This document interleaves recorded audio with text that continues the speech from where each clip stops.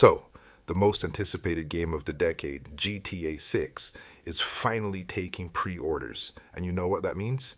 It's time for governments around the world to clutch their pearls, dust off their censorship stamps, and decide that this time, this game is where they draw the line. Not the literal murder simulator parts, the other parts. We'll get to that. Let's start down under. Australia, land of sunshine, beaches, and a classification board that treats video games like they're highly contagious. Historically, if your game even looks at drugs the wrong way or dares to depict interactive sexual violence, the board slaps it with a big, fat, refused classification. That's the Australian equivalent of, you're dead to us. GTA 6? It'll probably get through with an R18 plus rating. But don't be surprised if the version Aussies get is missing a few spicy features. They'll probably have to replace the hookers with friendly NPCs who give you a hug and a pamphlet. Next stop, Germany. The land of efficiency, engineering, and absolutely hating realistic blood splatter. Remember when they made GTA enemies turn into robots? Yeah, no joke. The German USK is going to look at GTA 6 like a disappointed parent. Expect heavy edits, blood replaced with colorful sparkles, violence against humans toned down, and any wrong think scrubbed harder than a German autocorrect. The game will basically be Grand Theft Auto, Polite Society Edition. Japan, land of the rising sun, and the zero rating system. You'd think a country that gave us Yakuza and Mortal Kombat would be chill, right? Wrong. Zero has a strict rule about decapitation and excessive gore. If you can chop off a head. So GTA 6 will either get a Z rating, which is basically the adults only club, or they'll simply tone down the gore to get a D rating. More sales, less blood, capitalism wins again. The UK uses the BBFC, the British Board of Film Classification. They're surprisingly permissive. They gave GTA 5 an 18 and said, yeah, it's violent, but it's also a commentary on modern society or something. As long as you don't break actual obscenity laws, the Brits will just slap an age gate on it and call it a day. Now this is where it gets spicy. Brazil. You think they're all about samba and sun? Nope.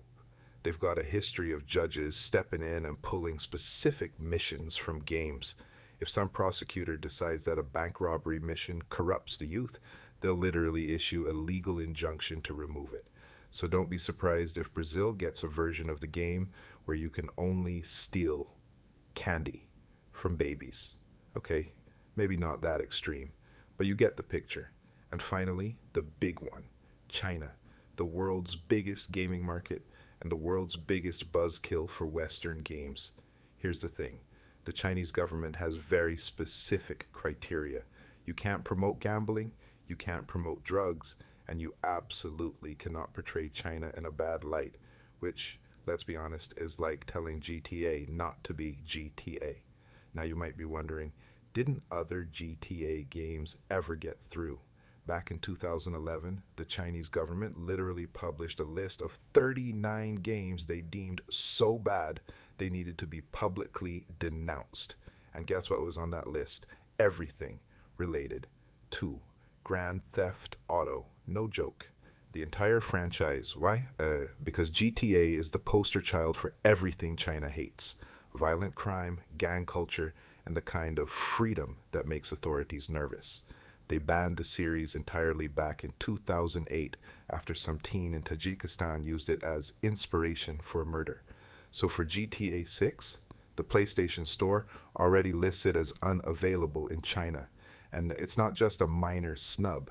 The regulatory process for imported games is a bureaucratic nightmare. In 2024, China approved 1,306 domestic games. Only 110 were foreign titles.